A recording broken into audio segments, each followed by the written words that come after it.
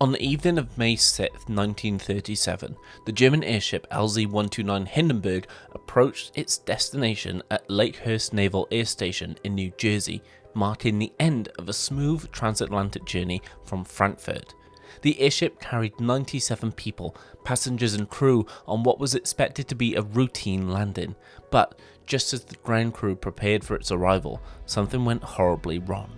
In mere seconds, the Hindenburg erupted into flames, crashing to the ground in a fiery disaster that would claim 36 lives and forever change the course of aviation history. What caused the world's most advanced airship to meet such a tragic fate? Was it a catastrophic failure in design or a deadly encounter with the forces of nature? In today's episode, we'll examine the fateful final flight of the Hindenburg, the crew's actions in those crucial moments, and the lasting impact this disaster had on the future of aviation. What truly brought the Hindenburg down? Let's investigate the flight files of the Hindenburg disaster.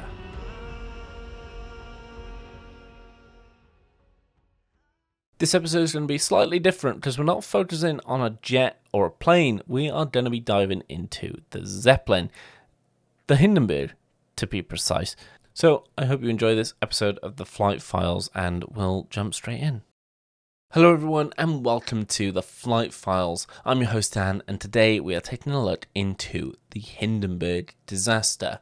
Before I get into the episode, if you enjoy the podcast and want to see more, head on over to theflightfiles.com and also follow at The Flight Files on social media and subscribe or follow on your favourite podcast platform. Let's jump in.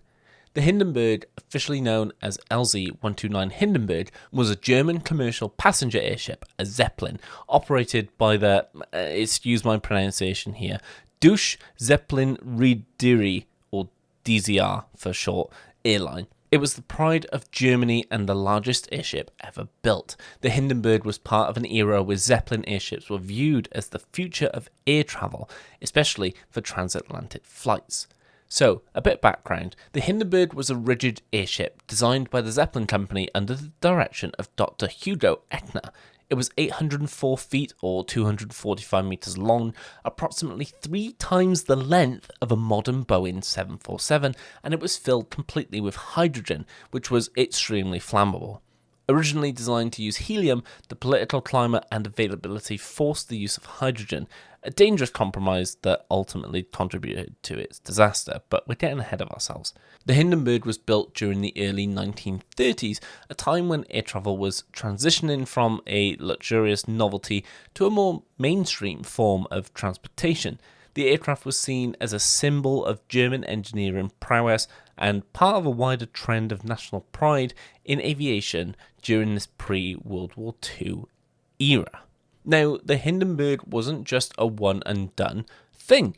It had completed 63 successful flights, including both commercial and demonstration flights, before the tragic disaster took place. It had amassed around 3,500 flight hours by the time of its final voyage.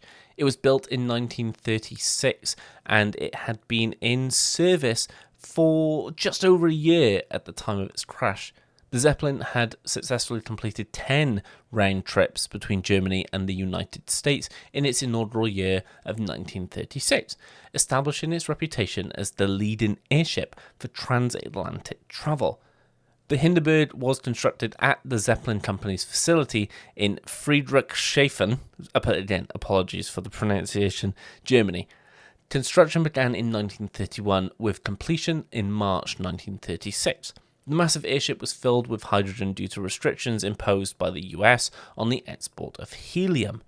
This was a critical factor in the airship's demise as hydrogen is much more flammable than helium. The Hindenburg had made its first flight on the 4th of March 1936 and it was part of a plan to establish a regular passenger service between Europe and the Americas, flying between Germany and destinations like Brazil and the United States. So, the Hindenburg's final flight began on May 3rd, 1937. The airship departed from Frankfurt, Germany, with the destination of Lakehurst Naval Air Station in New Jersey, United States. This was intended to be a routine transatlantic flight, part of the airship's regular service schedule between Germany and the US, and the trip was initially delayed by several hours due to poor weather conditions along the east coast of the United States. So interestingly, The Hindenburg would fly at an average altitude of around 200 meters or 656 feet, which in modern aviation is really, really low, and it would cruise at a speed of 125 kilometers per hour or 78 miles per hour, which allowed for a more luxurious and scenic experience for passengers, and they're paying for it, so fair enough, but also meant that it took a fair amount of time. So the disaster occurred in the early evening. It was around 7:25 p.m. on the 6th of May 1937, and it was, the weather was quite bad, and thunderstorms had passed through the area earlier in the day, and there was still some concerns about strong winds and electrical charges in the atmosphere, which could have been part of the problem that caused this disaster. So as the airship attempted to land, light rain and overcast skies gave a bit of a gloomy backdrop. The Hindenburg had a crew of 61 people on its final flight. The captain, Max Pruss, had thousands of hours of experience in Zeppelins, making him one of the most seasoned Zeppelin pilots of the time. The captain was joined by First Officer Albert Samt and the Chief Engineer Rudolf Salter. The Chief Engineer was responsible for the technical and operational functioning of the airship. So, Captain Pruss had amassed over 11,000 flight hours at the time of the disaster, with a significant portion of that being dedicated to piloting Zeppelins. His extensive experience made him one of the top experts in handling large airships. Other members of the flight crew had varying levels of experience, but were also seasoned in airship operations. The passengers, there were 36 of them in total, and many of them were prominent figures of the time, because the experience aboard the Hindenburg was luxurious. It was spacious. There was fine dining and even a smoking lounge. It was basically like a cruise ship in the sky. And it was really, really comfortable, but also really, really expensive. The passenger list included a mix of business executives, journalists, and vacationers who were attracted by the prestige of travelling on the world's most famous airship. So in total, there were 97 people on board, 61 of them were crew members and 36 were passengers. And a little spoiler alert, despite the explosion and the rapidly spreading fire, 62 of the 97 individuals on board survived. Unfortunately, though, 35 people have sadly passed away from this incident, 13 of them being passengers and 22 being crew members.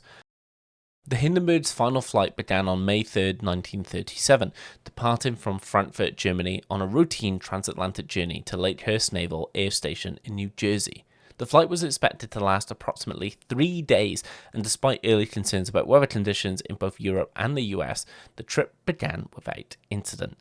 As the Hindenburg crossed the Atlantic Ocean, it encountered strong headwinds. These winds slowed the airship's progress, causing a delay of several hours. Instead of arriving in the afternoon of May 6th as planned, the airship was now scheduled to arrive later in the evening. The crew adjusted the flight path and altitude to minimize the effects of the headwinds, but the delay was unavoidable. Despite these headwinds, there were no technical malfunctions or issues with the ship itself during the transatlantic crossing. The Hindenburg's crew, led by Captain Max Pruss, maintained steady control of the ship, and the mood among passengers and crew remained fairly positive. As the Hindenburg neared the US East Coast, the crew received word from the ground station at Lakehurst that weather conditions were unfavorable for an immediate landing.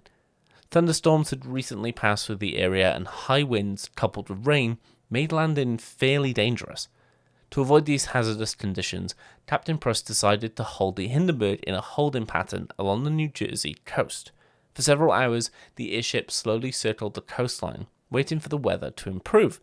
During this time, the Hindenburg's crew communicated regularly with the Lakehurst ground crew, and the mood aboard the ship remained calm. The passengers, though delayed, continued to enjoy the luxurious amenities on board. By 7 p.m., the thunderstorms had passed and the ground conditions appeared to improve. The winds had calmed, and the decision was made to begin the final approach to the landing field at Lakehurst. The Hindenburg descended towards the landing site, and preparations for landing began. As the Hindenburg neared the landing zone, the crew prepared to lower the mooring lines to the ground crew below. The airship's nose was pointed into the wind, and the engine slowed to reduce speed. The crew prepared the ballast system, releasing water to lighten the airship's weight and ensure a smooth descent. At this stage, nothing seemed out of the ordinary. The landing procedure, while not as fast or efficient as modern aircraft, was one the crew had performed many times before. The Zeppelin's ground crew was in position to catch the mooring lines, and everything appeared normal. Just as the Hindenburg was preparing to release its mooring lines, disaster struck. A combination of factors, weather, the airship's design, and static electricity likely contributed to what happened next. At some point before the final approach, hydrogen gas began leaking from the airship. Investigations after the disaster revealed that the Hindenburg had a hidden design flaw, but we'll get to that later. But this would have largely gone unnoticed by crew as the gas was invisible. As the airship descended, it passed through an electrically charged atmosphere, and some experts believe that the grounding lines created a static discharge between the ship and the ground, or that the friction between the Hindenburg and the stormy atmosphere created static electricity. When this electrical charge encountered the hydrogen leak, a spark ignited. Within seconds of the spark, flames burst from the rear of the airship. The fire spread rapidly, consuming the Hindenburg's fabric outer skin and igniting the hydrogen within the gas cells. Herb Morrison, a radio reporter on the ground, captured the scene live on recording, famously exclaiming, "It's burst into flames. It's a terrific crash. Oh, the humanity." The flames moved quickly, aided by the flammable hydrogen gas. In less than a minute, the entire rear of the Hindenburg was engulfed, with fire racing towards the passenger compartments. The crew, led by Captain Max Pruss, acted swiftly in an attempt to control the situation. As the fire erupted, Pruss ordered the engines to reverse in a desperate attempt to keep the airship in the air longer, hoping to gain enough time for an emergency evacuation. Meanwhile, crew members inside the ship worked frantically to deploy the mooring lines, hoping to stabilize the ship and bring it to the ground as quickly as possible. Despite their best efforts, though, the fire spread too quickly. The Hindenburg's outer skin, made from cotton fabric coated with a mixture of iron oxide and aluminium, ignited almost immediately. The internal structure of the airship collapsed as the gas cells burned away, causing the Hindenburg to rapidly lose buoyancy. Just 34 seconds after the fire began, the tail section of the Hindenburg hit the ground. The remaining structure of the airship collapsed, and the passenger compartments fell toward the earth. Remarkably, because the ship had slowed to near landing speed, the impact with the ground was not as catastrophic as it could have been. Once the Hindenburg hit the ground, chaos ensued. The passengers and surviving crew members scrambled to escape the burning wreckage. Some jumped from the airship as it descended, while others were rescued by the ground crew, who rushed into the flames to pull survivors from the wreckage. Despite this rapid spread of the fire, many passengers and crew survived. Of the 97 people on board, 62 survived the disaster. Unfortunately, 35 people, 13 passengers and 22 crew members lost their lives. We'll get into more detail about why this happened, but these are just some of the contributing factors to the disaster. So the Hindenburg's use of highly flammable hydrogen combined with the weakness in its outer fabric and gas cells made it highly vulnerable to fire. The design flaws were critical in the airship's quick ignition and rapid destruction. The stormy conditions also didn't help and likely contributed to a buildup of static electricity on the airship, but the exact cause of the spark remains debated.